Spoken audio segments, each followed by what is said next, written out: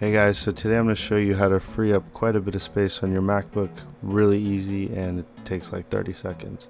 So before anything, I want to talk about this program. It's called Omni Disk Sweeper, and I use it. It really lets you get into the nitty gritty, and you can find what programs or files are taking up a lot of space. You can delete them, and it basically gives you access to files that the regular Finder doesn't.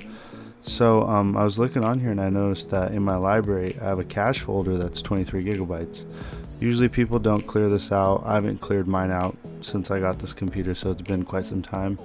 But I mean, if you already know about this, then just skip this video. But anyway, if you notice that your cache folder is quite large, it's super easy to clean out. You want to go to your Spotlight or just Command Spacebar, and then I have this little line of text. It just goes to your library folder.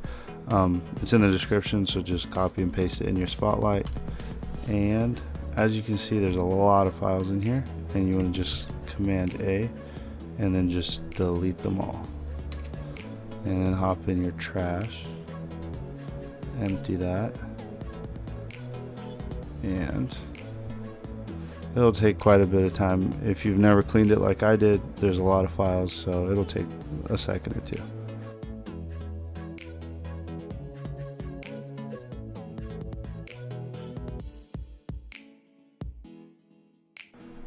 So yeah guys, I just deleted over 150,000 files, as you just saw. It's quite a bit of space. I highly recommend downloading this program and just kind of sorting through your stuff and figuring out what you don't need. You could clear up a lot more space. You could easily clear up 50 to 60 more gigabytes if you really got down and dirty. So yeah, that's it for this video. Took 30 seconds at most, and yeah, hopefully it helped. Alright, see ya.